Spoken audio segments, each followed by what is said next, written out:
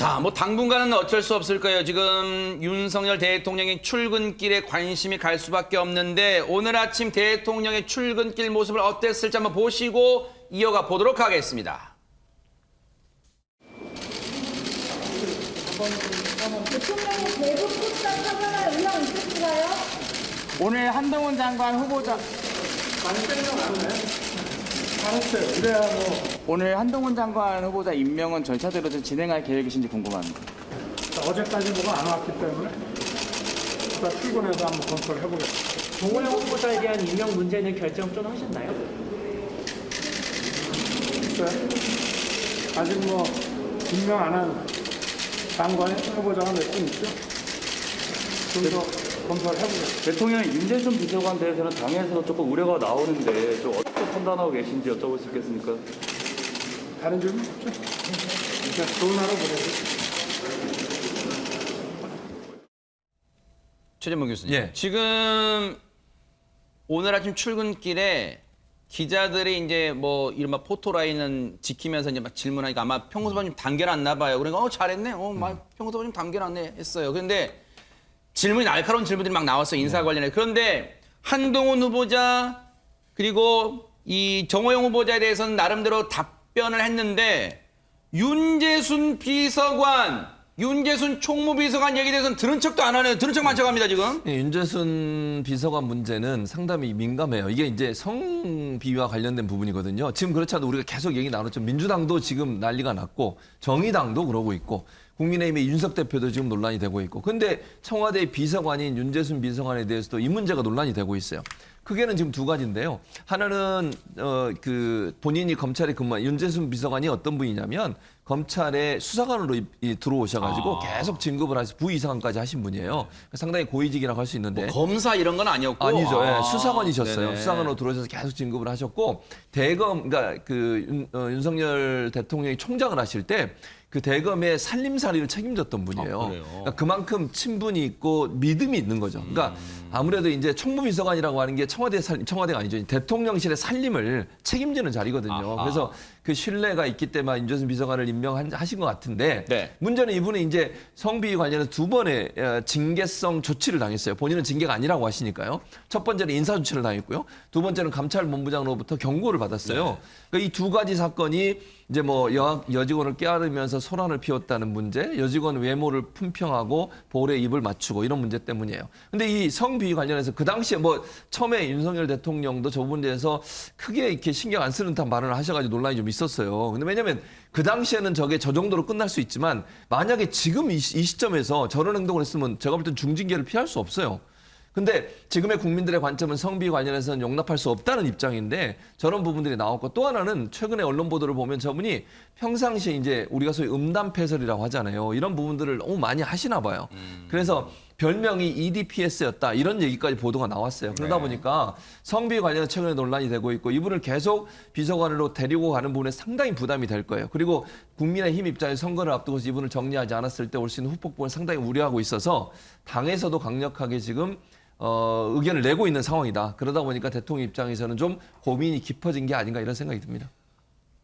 뭐 대통령실도 그러겠습니다만 국민의힘도 아마 여론의 동향을 좀 잘 살필 거란 말이에요. 그런데 기류가 좀 변화가 있을까요? 감지되는 게 있다고 하는데 차이점 한번 느껴보시고 이어가 보도록 하겠습니다. 윤재순 총무비서관의 경우 시인으로 활동하면서 하였던 여러 가지 표현은 지난 20여 년간 바뀐 현재의 기준으로 봤을 때 일반적인 국민들의 시각과 큰 차이가 있습니다. 윤재순 비서관은 국민들에게 충분하게 사과하고 업무에 임해야 할 것입니다. 근데 저희 당내에서는 여성 의원님들의 의견을 모아서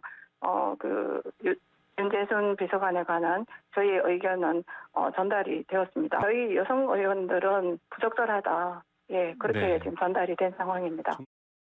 왜 그런 식의 표현을 했는지에 대해서 얘기를 들어보고 그다음에 거기에 대한 국민 여론의 추이를 살펴본 다음에 어떤 판단을 해야지 그냥 무작정 일방적으로 단죄를 하듯이 하는 거는 좀 저는 적절치 않다 이렇게 보고 있습니다. 시를 썼을 때는 20년 전 아닙니까? 2002년도 네. 고위공직자도 아니고 아마 뭐 그때는 한 하위직 공무원이었을 것 같은데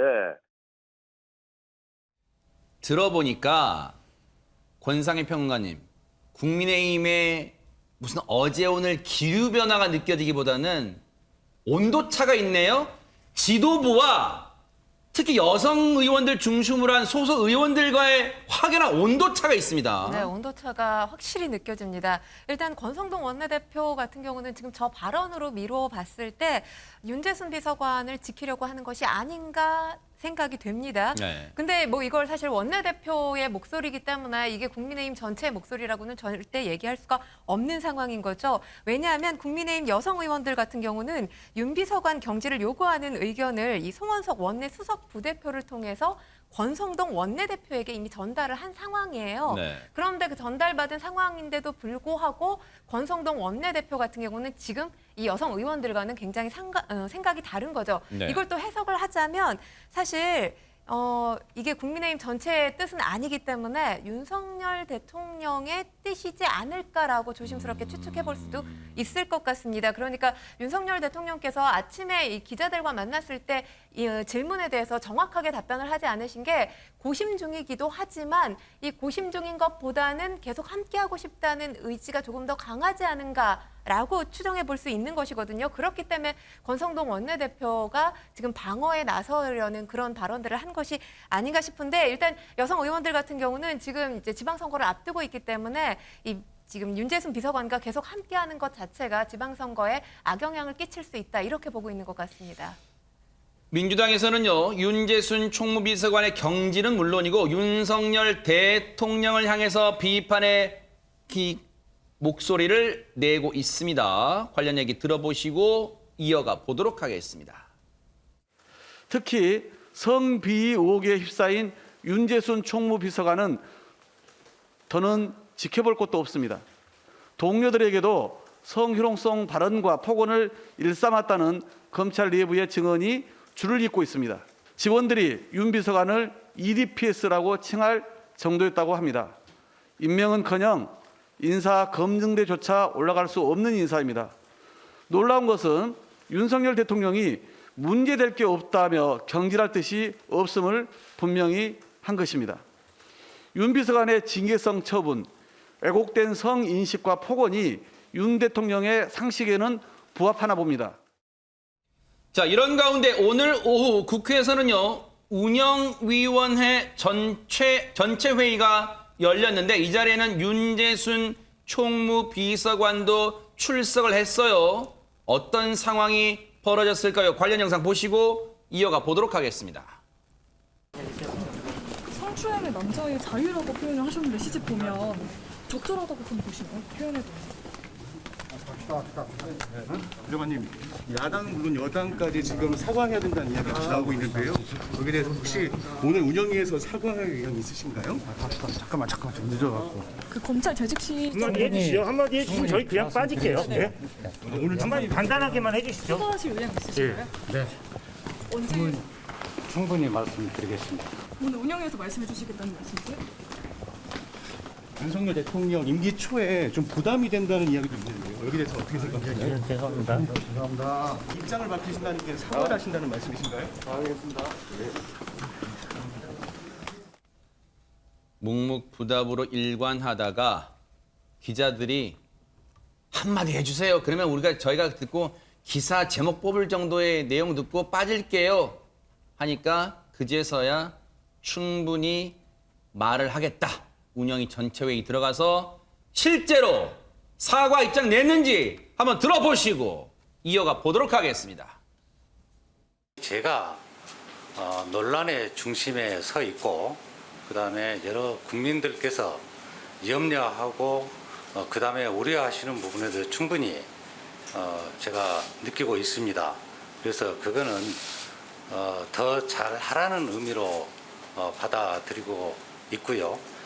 지나간 부분에 대해서는 어떤 식으로든 그게 국민들에게 상처가 되고 그다음에 불쾌감을 느꼈다면 그거는 당연히 제가 사과를 드려야 맞다고 생각합니다. 그래서 그 점에 대해서 먼저 사과를 드리겠습니다. 그다음에 의원님께서 말씀하신 그 사실과 다른 부분이 있다. 라는 부분은 제가 조사를 받은 적도 없습니다. 사실은 그 당시 20년 전의 일이고요. 그리고 사실관계는 분명히 다른 부분이 있다. 그러나 제가 그 부분에 대해서 미주알 고주알 설명을 드리면 또 다른 불씨가 되고, 그래서 그러한 설명은 안 하는 게 적절하다라는 말씀을 드린 적이 있습니다. 허주연 변호사님 얘기를 들어보니 사실 그렇게까지 잘못했다고 생각하진 않지만 하도 언론이 내가 잘못했다고 부적절한 시의 내용도 그렇고 당시에 그렇다고 하니 불편을 드렸다면 사과하겠다. 이런 사과 시청자분과 국민이 받겠어요, 이거 지금? 그렇죠. 지금 사과의 내용을 보면요. 일단 사실관계에 대한 인정을 하지 않고 있고요. 불쾌감을 느꼈다고 하면 그거에 대해서 사과하겠다. 이런 기조거든요. 그런데 사과라고 하는 것은요. 일단 사실관계 인정을 하고요. 그리고 피해자나 상대방에 대해서 공감을 하면서 위로를 해야 되고요. 마지막으로 앞으로 어떻게 하겠다는 대책이 제시돼야지 올바른 사과입니다. 그런데 이거 보는 사람은 사과라고 아마 받아들이기 어려울 정도일 거예요. 거기다가 지금 윤 대통령도 윤 비서관에 대한 어떤 질문을 회피하고 있고요. 네. 그리고 권성동 원내대표도 아까 보신 것처럼 사실관계를 좀 더 확인해봐야 된다. 뭐 시는 표현의 자유의 영역일 수 있다. 뭐 이런 얘기를 하고 있는 상황이잖아요. 이걸로 미뤄봤을 때는 대통령실에서 먼저 나서서 윤 비서관을 먼저 경질할 것 같지는 않아 보이는데요. 하지만 모든 자유에는 책임이 따릅니다. 제가 100번 양보해서 검찰 내에서 있었던 일은 오래전 일이고 사실관계를 조사해야 되는 부분이 있다고 하더라도요. 이 시의 내용을 달리 해석할 여지가 있나요? 이 부분에 대해서는 표현의 자유라는 것도 이 사회 윤리와 건전한 공중 도덕을 해치지 않는 범위에서 행사가 돼야 되는 부분인데 대통령실에서 이런 부분 유념해야 될 것 같습니다. 근데 윤재순 비서관이 사과한 다음에 90도 사과한 다음에 일어나서 그 다음에 의원이 질문한 내용에 다시 맞받아쳤잖아요. 여러분 기억하실 거예요. 처음에 입장을 낸 게 있어요. 그 보도된 내용은 일부 사실과 다르다게 있어요. 그래서 그 다르다는 게 뭐냐? 조사를 안 받았다는 거예요. 그러면 그 두 차례 비위 그래픽 좀 보여주세요. 이게요. 지금 윤재순 비서관은 일부 사실과 다른 내용이 뭐냐고 밝혔잖아요. 조사를 받은 적 없습니다. 그럼 보세요. 둘 중에 하나일 거예요. 지금 해당 매체가 이른바 오보를 냈다거나 아니면 이 문제에 대해서 조사조차 하지 않은 검찰은 뭡니까?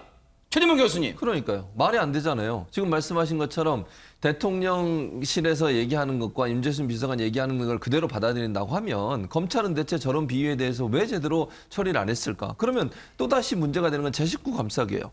왜 검찰의 내부 식구들에 대해서는 이렇게 제대로 검사 조치도 안 취하고 성비에 대해서도 그냥 넘어가는, 제가 볼 땐 분명히 피해자가 있는 거예요. 한국일보 보도를 보면 그냥 피해자가 있는 거잖아요. 볼에 뽀뽀를 하는 게 말이 됩니까? 껴안는 게 말이 되냐고요. 그게 어떻게 문제가 안 될 수 있어요? 어떻게 조사를 한 번도 안 할 수가 있습니까? 그런 문제가 있었다면 당연히 조사를 해야 되는 거예요. 검찰은 특히 그런 범죄들을 수사하는 수사기관이잖아요. 그럼 더더욱 그런 수사에 대해서 더 적극적으로 나서야 되겠죠. 근데 그런 조사를 본인의 식구인 검찰 식구에 대해서는 제대로 안 했다고 하는 비판은 피할 수 없어요. 저게 사실한 전제의 말씀을 드리면. 언론 보도가 사실이고 저 내용이 사실이라고 하면 지금 윤재순 비서관이 얘기하시는 조사를 한 번도 받지 않았다는 그 말 자체가 더 큰 문제를 불러일으킨다고 저는 봅니다. 네. 검찰이 왜 저런 부분에서 제대로 조사를 안 하고 처리를 안 했는지 하는 부분은 검찰의 오래된 제 식구 감싸기라는 비판을 더 강화시키는 논리로밖에 작용할 수 없다고 봅니다. 네. 출근길에 질문을 받은 인물이 오늘 또 있었습니다. 그런데 정호영 후보자에 대해서 이 사람이 답을 했답니다. 한번 들어보시고 이어가 보도록 하겠습니다. 그 시장님께서 오 후보께서 인사를 했다면은 이렇게 정호영 보건복지부 장관을 임명하셨을지 전체적인 인선에 대해서는 어떻게 평가하시는지 여쭙고 싶습니다. 이른바 복지 전문가 그런 분을 선택을 했을 것 같습니다. 글쎄요, 대통령께서는 그분과 친분이 있다고 알려져 있기 때문에 제가 못 보는 그분의 어떤 열정이나 능력이나 이런 거를 보고 계실지도 몰라요. 그렇기 때문에라도 저희는 조용히 지켜봐야 될 시점이다. 이렇게 생각을 하고요. 저 같으면 그분을 선택하지 않았을 것 같다. 박성배 변호사님. 앞에 말이야 뭐 애둘렀고 핵심은 끝에 말이네요. 자기 같으면 그 안 썼답니다. 정호영 후보자. 오세훈 시장은 정호영 후보자를 둘러싼 각종 논란에 대해서는 직접적인 언급을 피한 채 다른 이유를 들어 임명하지 않았을 것이라고 답변한 것입니다.